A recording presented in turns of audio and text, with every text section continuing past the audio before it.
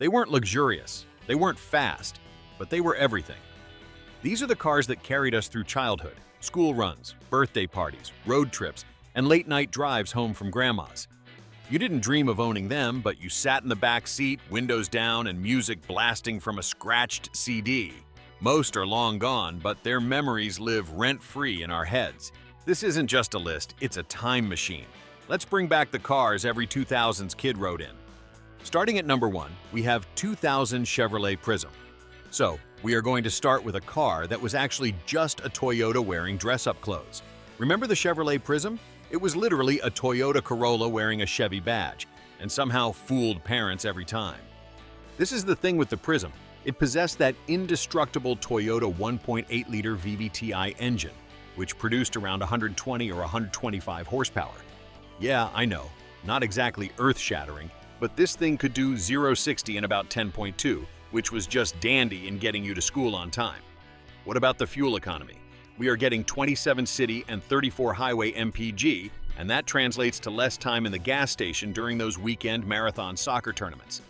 Dimensionally, this thing was just your average little compact sedan. It accommodated 5 passengers, but being realistic, whenever you were stuck in the back seat with 2, it was pretty much a wrestling match all the way. What was special about the Prizm, though, was that it was like automotive camouflage. This car would be able to vanish in any parking lot without catching the attention of thieves or parking tickets. Your parents received Toyota quality at non-Toyota pricing, and all you knew was that it was the car that literally never failed to start out, even after being left out in those nasty winter mornings. Coming in at number 2 is 2000 Chrysler Cirrus. Remember when parents tried convincing everyone the Chrysler Cirrus was a luxury car? Your mom must have felt like she was driving on air every morning when she was off to get some groceries under that cloud-inspired name. Hence, the 2000 Cirrus, which was indeed the last production year, arrived with a 2.4-liter DOHC 4-cylinder engine. The base LX model offered 150 horsepower, while the LXE trim bumped that up to 168 horsepower. Was it quick? Not really. However, combined with a 4-speed automatic transmission, it was buttery, and this made your parents classy. We are discussing 22 city and 33 highway MPG, which was quite good considering we were discussing a mid-size sedan at that time.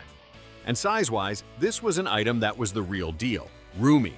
That 108-inch wheelbase would accommodate even your tall uncle in the back without complaining, and that was unusual in cars in this price category. The trunk?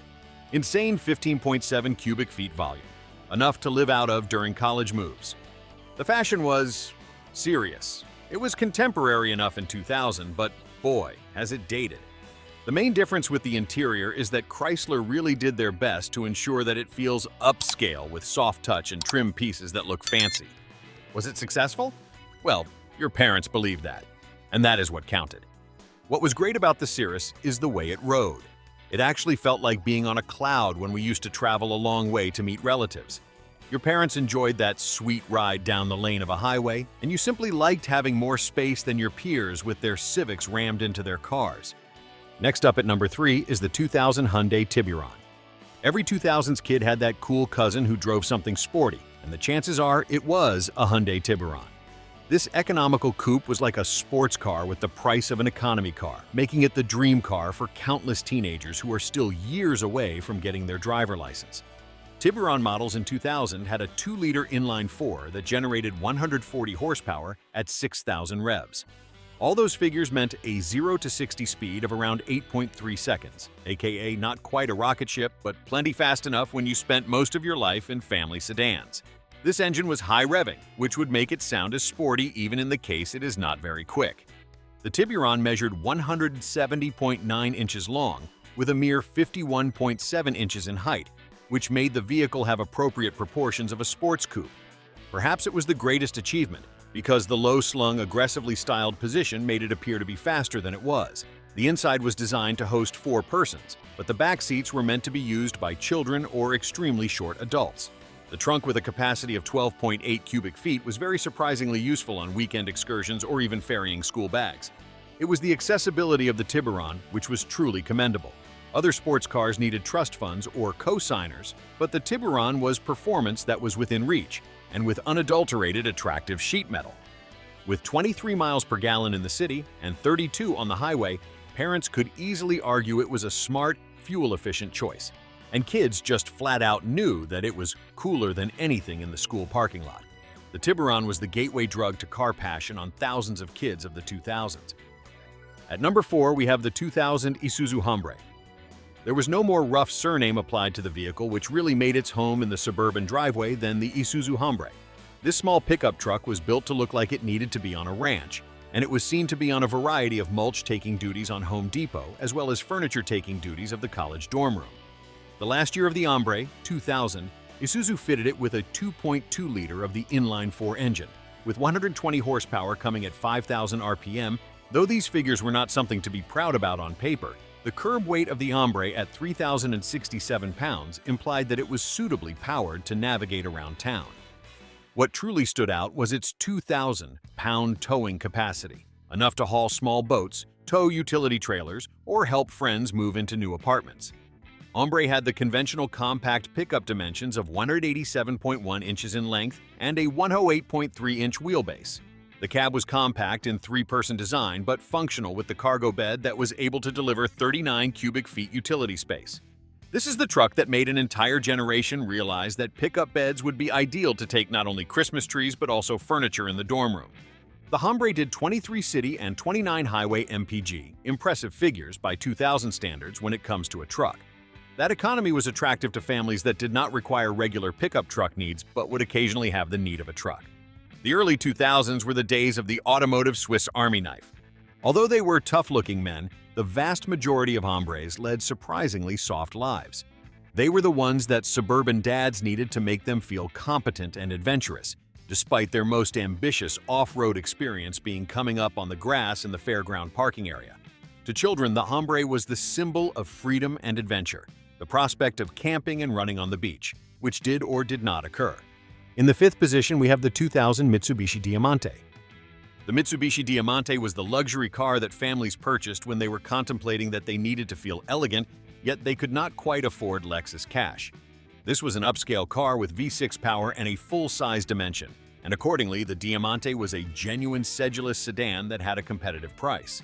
The base engine used on the 2000 Diamante was a 3.5-liter V6 engine capable of 210 horsepower and was combined with a 4-speed automatic. This engine provided a smooth vitality that was luxurious in nature. The Diamante was able to hustle when required, but would rather travel with style, and this fit well to its outlook of high-end. The Diamante was 194.1 inches in length and 70.3 inches wide, which landed it in full-set sedan territory. This equated to some seriously big quarters on its 5 adult accommodations, and rear seat space to match many more expensive German sedans. Inside, the Mitsubishi Diamante came packed with what the brand considered luxury features in 2000. Power accessories, automatic climate control, and materials designed to appear more upscale than they actually were.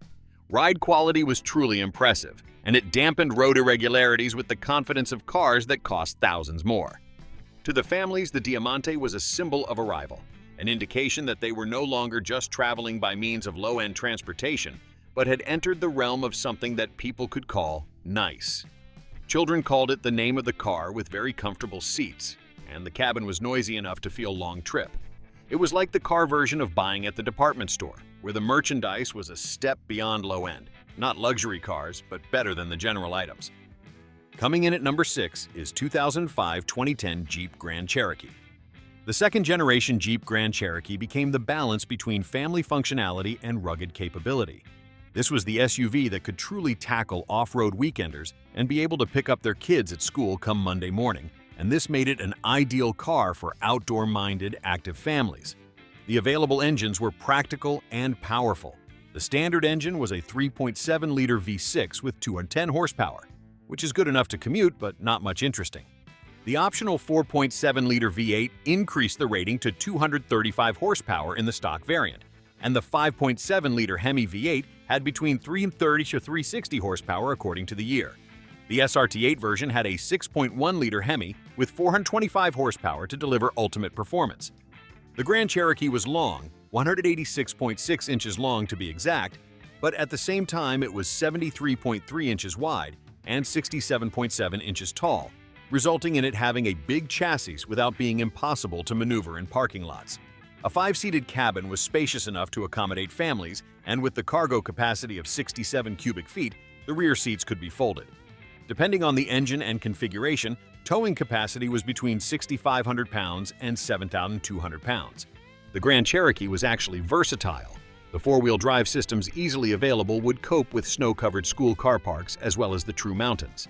Increased trims might be air-suspended so that the car may come up when it is off-roading or lowered when the car is on the highway and the entry is easier. For families, the Grand Cherokee represented a blend of strength and security. The feeling of control behind the wheel and driving through any weather guarded the parents, and the adventure possibilities were the favorite of the kids. This was the car that allowed people to take camping trips and get through the whiteouts, and it is deserving of recognition as a truly useful family tool. At number 7, we have the 2003-2009 Subaru Legacy. In the early 2000s, the Subaru Legacy had an interesting niche in the automotive landscape as the brainy person family car. Other automakers were dashing in individuality or luxury, but Subaru followed the path of everyday superiority, all-wheel drive, safety, and dependability in plain wrapping. Both engines were either a 2.5-liter flat-4 with 165 horsepower and 166 pound-feet torque, or a 3.0-liter flat-6 with 245 horsepower or so. The two engines both had a special Subaru boxer layout that was placed low in the chassis to provide a lower center of mass. The regular all-wheel drive system sent power to all four tires all the time, resulting in the best performance over any conditions. The Legacy had an overall length of 184.4 and 58.3 inches of height and capacity of 5 seats.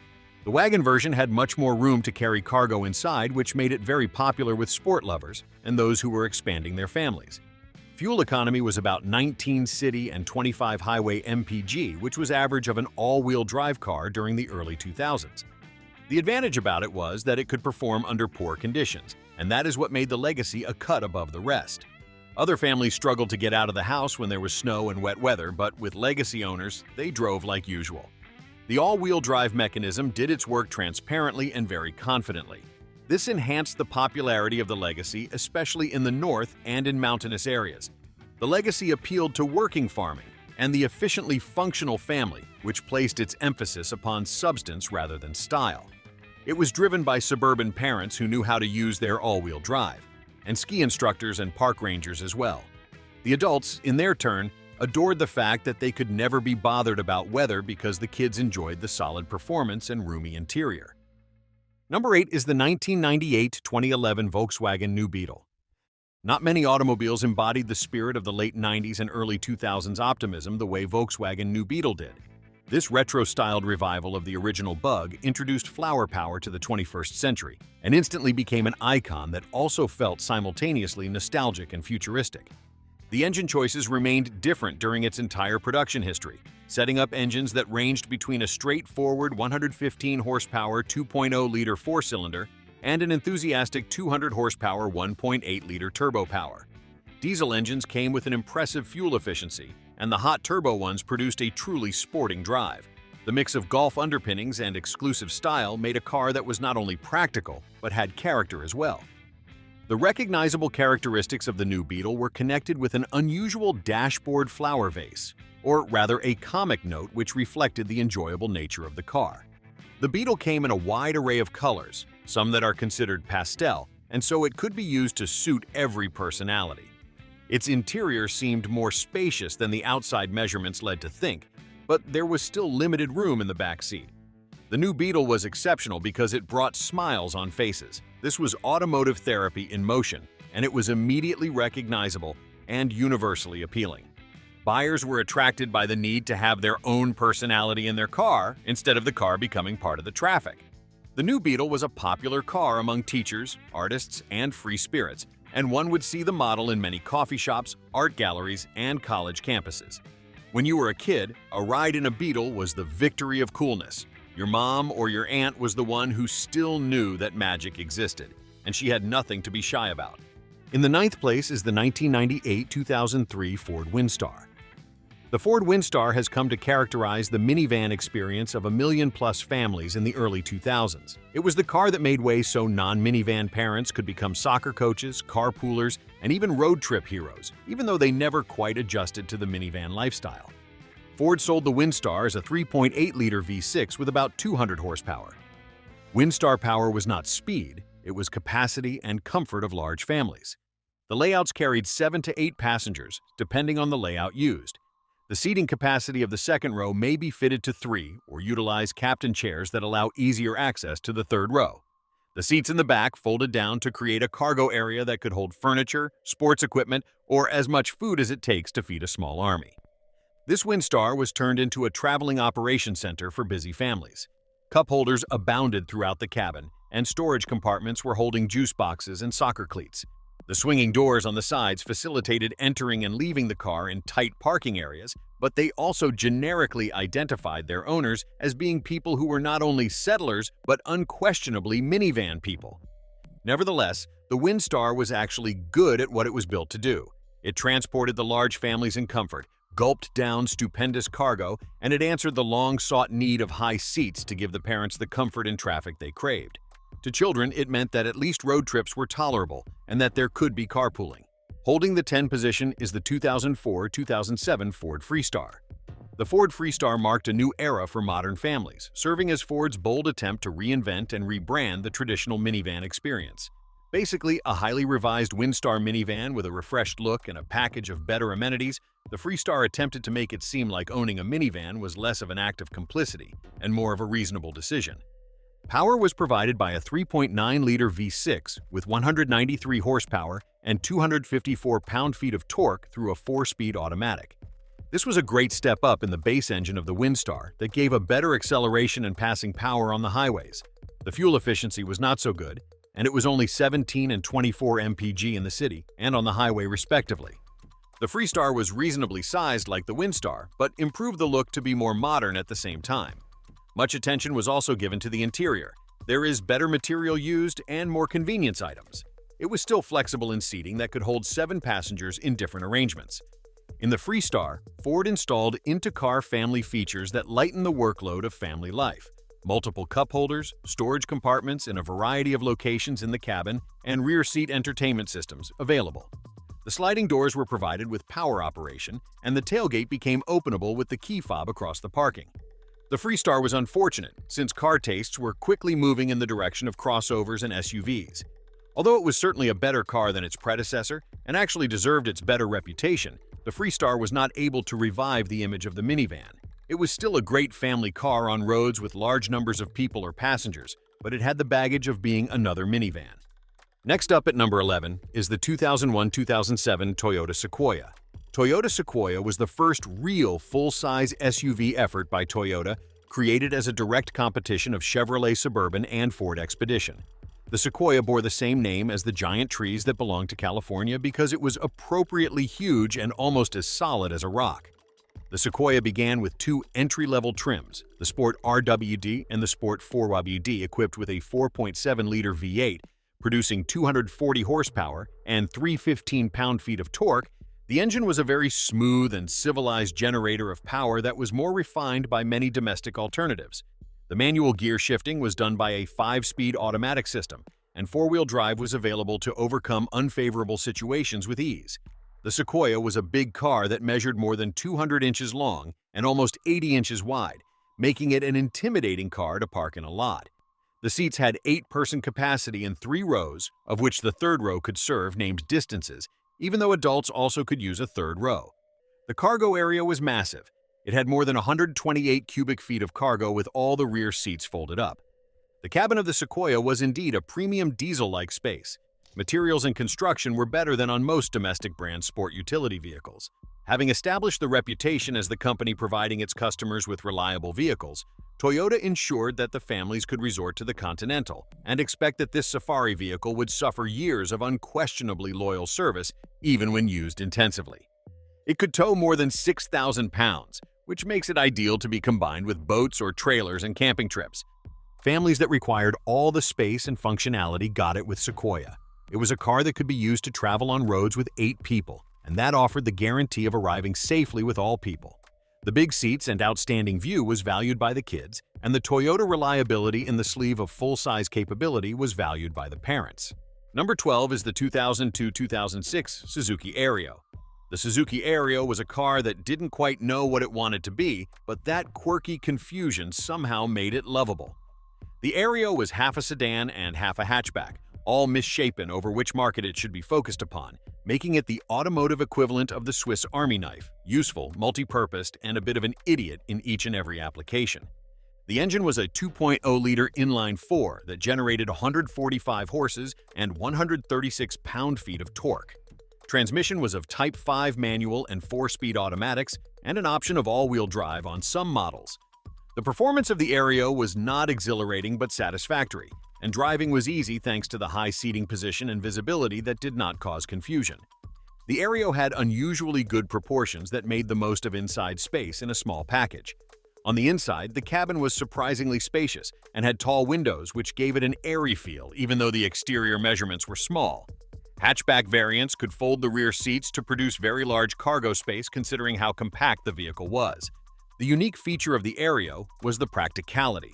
The extra tight seating position and the high roof made an entry and exit quite easy by passengers of all ages. The all-wheel drive option that was available gave assurance of confidence in bad weather conditions, and the size, which was small, provided easy parking. The fuel economy was decent, averaging 26 mpg in the city and 31 mpg on the highway. Its Aerio appealed to practical buyers that went ahead and believed in form over function. It sold well among city residents who required the greatest utility in the smallest space, and families who required reliability without premium prices. Children liked the wide windows and the high visibility. Parents liked the practical efficiency. Taking the 13th spot is the 2000 Daewoo Lanos. The Daewoo Lanos came to American driveways as an incurable automotive alien. One simply did not know where it came in. One day, it turned up everywhere. This Korean import was a source of low-cost basic transportation and the first option of low-income families and first-time car purchasers.